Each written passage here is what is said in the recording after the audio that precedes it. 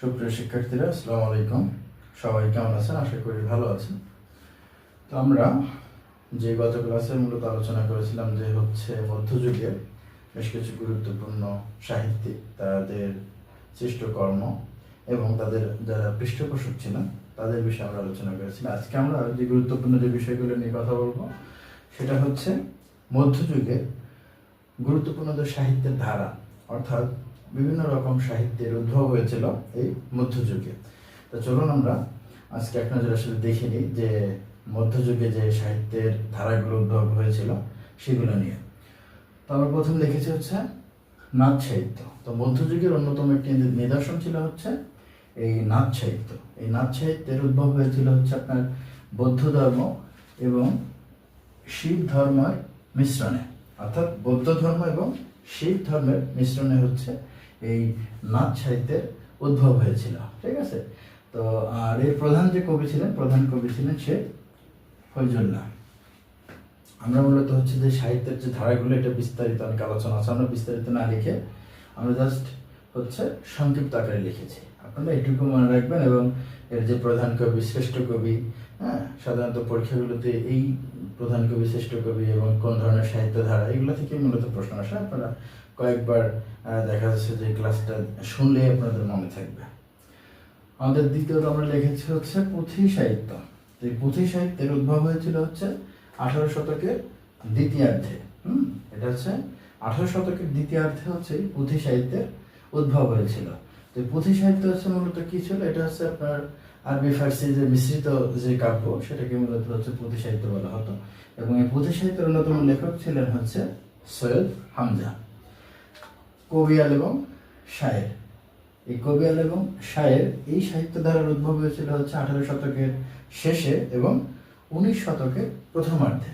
এই প্রশ্নটা অবশ্য একটু বিসিএস এসেছিল যে কবিয়াল এবং শায়েরের উদ্ভব হয়েছিল কখন। সেটা 18 শতকের শেষে এবং 19 শতকের প্রথমার্ধের যে একটা টাইম ছিল, এই টাইমের মধ্যে কবিয়াল এবং শায়েরের উদ্ভব হয়েছিল।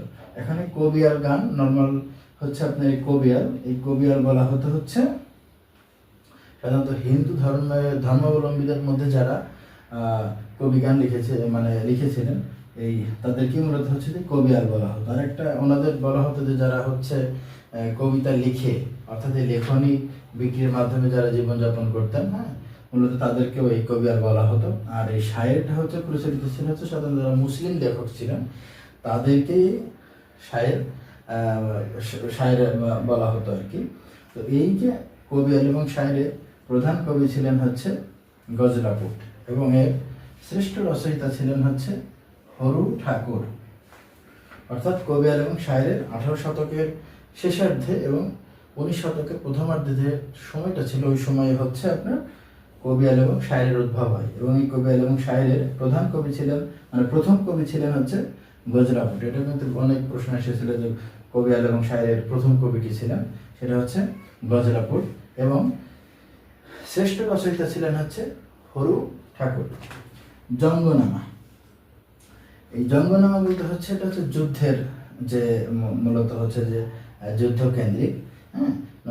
এটা হযরত মুহাম্মদ সাল্লাল্লাহু আলাইহি ওয়াসাল্লামের সমসাময়িকের, অর্থাৎ ইসলামের যে চিন্তা চেতনা, ইসলামের যে ঐতিহ্য নিয়ে মূলত যেই কাব্যগুলো রচিত হয়েছিল সেইগুলোকেই, অর্থাৎ ঐতিহ্যের মধ্যে যে যুদ্ধ বিগ্রহ যেগুলো, সেইগুলো নিয়ে যেসব কাব্য রচিত হয়েছিল সেগুলো কাব্যকেই বলা হয় জঙ্গনামা। অর্থাৎ এই জঙ্গনামা এর আদি কবি ছিলেন দৌলতুজির বাহরাম খান। অর্থাৎ জঙ্গনামার যে আদি কবি ছিলেন তিনি দৌলতুজির বাহরাম খান। আর আমরা আরেকটা লিখেছি এই পর্যায়ে যে মরসিয়া সাহিত্য। এই মরসিয়া সাহিত্য মূলত এক ধরনের শোকগীতি। তো শোকগীত আসলে যে কাব্যটা পাঠ করলে নিজেদের মধ্যে এক ধরনের শোকের উদ্ভব হয়, যে কাব্যটা পাঠ করলে শোকের উদ্ভব হয়, সেই ধরনের কাব্যকে মূলত এই ধরনের মরসিয়া সাহিত্য বলা হয়। নর্মালি মরসিয়া সাহিত্যের যে প্রচলন হয়েছিল যে কারবালার যুদ্ধের যে হৃদয় বিদারক যে ঘটনাবলী, এই ঘটনাবলী মূলত ধরেই এই মরসিয়া সাহিত্যের উদ্ভব হয়েছিল। ঠিক আছে। আর এই মরসিয়া সাহিত্যের শ্রেষ্ঠ কবি ছিলেন শেখ ফয়জুল্লাহ। মুর্শিদ সাহিত্যের শ্রেষ্ঠ কবি কে ছিলেন, সেটা হচ্ছে শেখ ফয়জুল্লাহ। আর একটা ছিল হচ্ছে টপ্পা গান। এই টপ্পা গান মূলত হচ্ছে কলকাতা কেন্দ্রিক উদ্ভব হয়েছিল এই টপ্পা গানের। এই টপ্পা গান এর আধুনিক যে আমরা যে বাংলা গীতি কবিতা বলি, অর্থাৎ আধুনিক বাংলা যে গীতি কবিতা, আধুনিক বাংলা গীতি কবিতা উদ্ভব হয়েছে কিন্তু এই টপ্পা গান থেকে। ঠিক আছে, এই টপ্পা গানের জনক ছিলেন হচ্ছে রামনিধি গুপ্ত। অর্থাৎ এখান থেকে অনেকবার প্রশ্ন এসেছে যে বাংলার যে আধুনিক যে বাংলা গীতি কবিতা বা গীতি কবিতার উদ্ভব কোথা থেকে হয়েছে। গীতি কবিতার উদ্ভব হয়েছে হচ্ছে এই টপ্পা গান থেকে। ঠিক আছে, এই টপ্পা গানের জনক হচ্ছে রামনিধি গুপ্ত। যে আমাদের যে সাহিত্য, গুরুত্বপূর্ণ সাহিত্য ধারা, সেটা হচ্ছে পাঁচালী গান। এই পাঁচালী গান হচ্ছে 19বিংশ শতাব্দীর প্রথম দিকে এর উদ্ভব হয়। এর অন্যতম প্রসিদ্ধ কবি ছিলেন দাশরথী রায়। অর্থাৎ পাঁচালী গানটা উদ্ভব হয়েছিল হচ্ছে 19বিংশ শতাব্দীর প্রথম দিকে, এবং এর প্রধান কবি ছিলেন হচ্ছে দাশরথী রায়। এই পর্যায়ে হচ্ছে শাক্ত পদাবলী, একটা ধারা, অন্যতম একটি ধারা ছিল মধ্যযুগের। এই শাক্ত পদাবলী এর প্রধান কবি ছিলেন হচ্ছে রামপ্রসাদ সেন। এটা মূলত হচ্ছে কি শ্যামা সঙ্গীত, এই শ্যামা সঙ্গীতকে হচ্ছে বলা হতো শাক্ত পদাবলী। ঠিক আছে, তাহলে কি শাক্ত পদাবলীর প্রধান কবি ছিলেন হচ্ছে রামপ্রসাদ সেন। এবং এই যে শ্যামা সঙ্গীত ছিলেন, কাজী নজরুল ইসলাম কিন্তু শ্যামা সঙ্গীত লিখেছিলেন। তো মূলত হচ্ছে এই শ্যামা সঙ্গীতকেই বলা হয় শাক্ত পদাবলী। ডাক এবং খনার বচন, এটা একটা গুরুত্বপূর্ণ একটা সাহিত্য ধারা ছিল, ডাক এবং খনার বচন। তো মূলত হচ্ছে এই ডাক এবং খনার বচন, এখানে দুইটা পার্ট। তো ডাকটা হচ্ছে জ্যোতিষ এবং গৃহস্থালী যে কর্মকাণ্ড সংশ্লিষ্ট যত ধরনের ইয়া ছিল, অর্থাৎ এই ডাক ডাক ডাক এবং খনার বচন, অর্থাৎ এই ডাকের মধ্যে যে সাহিত্য ধারা বিদ্যমান ছিল সেগুলোকে বলা হতো, সেগুলো কি সম্পর্কিত ছিল, সেগুলো ছিল হচ্ছে জ্যোতিষ এবং গৃহস্থালী কাজ সম্পর্কে, অর্থাৎ জ্যোতির্বিদ্যা এবং গৃহস্থালী কাজ সম্পর্কে যত ধরনের ইয়া ছিল, বিষয়গুলো ছিল, মূলত সেইগুলো প্রকাশ পেয়েছে হচ্ছে এই ডাকের মধ্যে। আর এই ডাকের প্রচলন ঘটে কোথায়? ডাকের মূলত হচ্ছে প্রচলন ঘটে হচ্ছে বৌদ্ধ সমাজ। হ্যাঁ, তো বৌদ্ধ সমাজে হচ্ছে ডাকের প্রচলন ঘটে। আর খনার বচনটা হচ্ছে মূলত আবহাওয়া এবং কৃষি ভিত্তিক। এটা কিন্তু গুরুত্বপূর্ণ, কারণ এখান থেকে অনেক প্রশ্ন আসে। তাহলে কি খনার বচনটা হচ্ছে মূলত আবহাওয়া এবং কৃষি ভিত্তিক। ঠিক আছে, এটার উদ্ভব মানে কখন উদ্ভব হয়েছে, এটা মনে করা হয় যে এটা আসলে অষ্টম থেকে দ্বাদশ শতাব্দীর মধ্যে হচ্ছে এই ডাক এবং খনার বচন এটার সৃষ্টি হয়েছিল। ঠিক আছে, খনার বচনের মূল ভাব, এটার এই প্রশ্নটা অনেক জায়গায় এসেছে। সেটা হচ্ছে যে খনার বচনের মূল ভাবটা হচ্ছে শুদ্ধ জীবনযাপন রীতি। অর্থাৎ শুদ্ধ জীবনযাপন রীতি বলতে কি বোঝায়? যে শুদ্ধভাবে অর্থাৎ ভালোভাবে জীবনযাপন করার জন্য যত ধরনের নিয়ম রীতিনীতি রয়েছে, মূলত সেইগুলোকেই বলা হয় এই খনার বচনের যে মূল ভাব। এটাই অর্থাৎ মানব জীবনের চাল চলন, অর্থাৎ গৃহস্থালী থেকে কৃষিকাজ, গৃহস্থালী অর্থাৎ বাসাবাড়ির কাজকর্ম থেকে শুরু করে জ্যোতির্বিদ্যা, যত ধরনের যে বিষয়গুলো আলোচিত হয়েছে সেটা হচ্ছে ডাক এবং খনার বচনের মধ্যেই এগুলো হচ্ছে পরিলক্ষিত হয়েছে। আর আমাদের একটি সাহিত্য ধারা হচ্ছে লোকসাহিত্য। এই যে লোকসাহিত্য, এটা মূলত হচ্ছে কি মানুষের মুখে মুখে শুনে শুনে, অর্থাৎ মানুষের মুখে মুখের যে যে ইয়ার মানুষের মুখে মুখে অর্থাৎ শোনা কথার মাধ্যমে যে সাহিত্য ধারা সৃষ্টি হয়েছিল সেটাই হচ্ছে লোকসাহিত্য। ঠিক আছে, তো এটা হচ্ছে কিরকম? এই লোকসাহিত্য হচ্ছে কি যে লিখিত কোনো রূপ ছিল না, এটা লিখিত কোনো রূপ ছিল না, কিন্তু মানুষের মুখে মুখে প্রচলিত ছিল। মূলত সেই প্রচলিত মানুষের মুখে মুখে যে প্রচলিত এই শব্দগুলো নিয়েই যে সাহিত্য আকারে দেখা যাচ্ছে গ্রন্থ আকারে যে সাহিত্য ধারার প্রচলিত হয়েছিল, মূলত সেটাকে বলা হয় লোকসাহিত্য। ঠিক আছে, এখন বাংলা লোকসাহিত্যের প্রাচীনতম নিদর্শন হচ্ছে ছড়া। এটা কিন্তু একটা গুরুত্বপূর্ণ প্রশ্ন। এখান থেকে অনেক সময় প্রশ্ন আসে যে বাংলা লোকসাহিত্যের প্রাচীনতম নিদর্শন কোনটি? সেটা হচ্ছে ছড়া। অর্থাৎ বাংলা লোকসাহিত্যের প্রাচীনতম যে নিদর্শন ছিল সেটা হচ্ছে ছড়া, হচ্ছে গীতিকা। ঠিক আছে, তো এই গীতিকা হলো হচ্ছে আখ্যানধর্মী একটা লোকসাহিত্য। অর্থাৎ এই গীতিকা হচ্ছে আখ্যানধর্মী লোকসাহিত্য আমাদের দেশে তিন ধরনের সাধারণত গীতিকা পাওয়া যায়। একটি হচ্ছে নাথ গীতিকা, পূর্ববঙ্গ গীতিকা এবং ময়মনসিংহ গীতিকা। হ্যাঁ, গীতিকা কিন্তু একটি গুরুত্বপূর্ণ, এখান থেকে অনেক প্রশ্ন আসে, বিশেষ করে ময়মনসিংহ গীতিকা নিয়ে অনেক প্রশ্ন আসে। তো আমাদের এখানে মূলত হচ্ছে বাংলা ভাষায় তিন ধরনের গীতিকা পাওয়া যায়। সেটা কি কি? এটা হচ্ছে নাথ গীতিকা, একটা হচ্ছে পূর্ববঙ্গ গীতিকা এবং আরেকটা হচ্ছে ময়মনসিংহ গীতিকা। ঠিক আছে?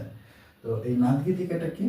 এই নাথ গীতিকা হচ্ছে যে কোনো একটি ঐতিহাসিক বিষয় নিয়ে একটি বিষয়ের উপর ভিত্তি করে হচ্ছে রচিত হয় হচ্ছে এই নাথ গীতিকা। আরেকটা হচ্ছে পূর্ববঙ্গ গীতিকা।